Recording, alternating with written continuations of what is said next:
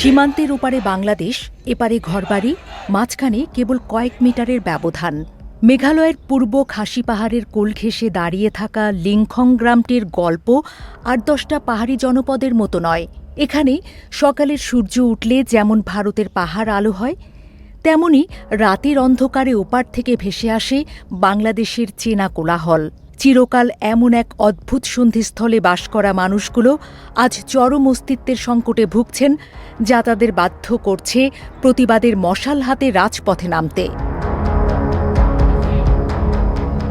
রবিবারের শান্ত সকালটা আচমকাই উত্তাল হয়ে উঠেছিল স্লোগানের গর্জনে।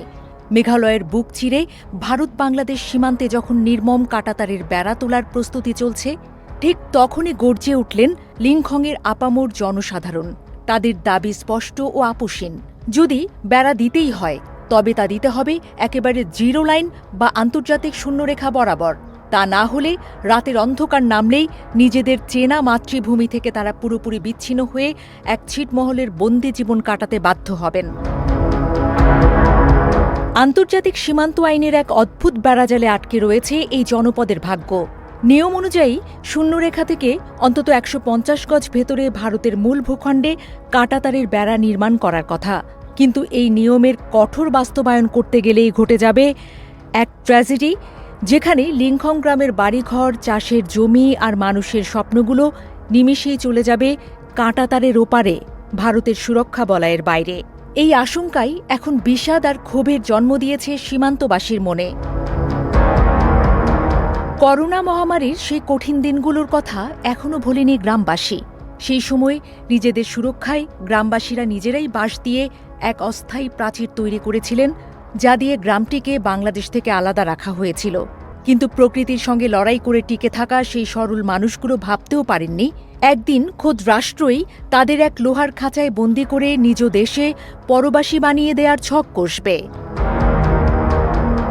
বিক্ষোভের তীব্রতা ছড়িয়ে পড়ার পর লিংখং গ্রামের প্রধান রামু সংবাদ মাধ্যমের সামনে এসে নিজের মনের পুঞ্জীভূত ক্ষোভ ও আকুতি উগরে দিলেন।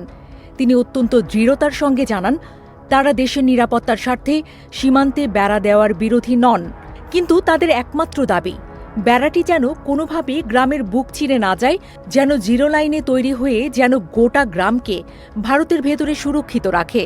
নকশা না বদলালে তাদের ভবিষ্যৎ যে এক অনিশ্চিত অন্ধকারে তলিয়ে যাবে, সেই আশঙ্কায় আজ কাঁপছে পুরো গ্রাম। গ্রামের সাধারণ নারী রিমা খংসুদির চোখে মুখেও আজ কেবলই আশঙ্কার কালো মেঘ।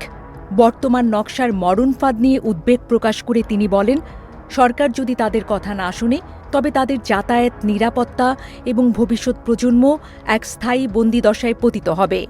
রাজ্য সরকার যেন অবিলম্বে কেন্দ্রীয় সরকারের কান পর্যন্ত এই কান্নার আওয়াজ পৌঁছে দেয়, সেই জোরালো আবেদনই এখন প্রতিধ্বনিত হচ্ছে মেঘালয়ের পাহাড়ে পাহাড়ে।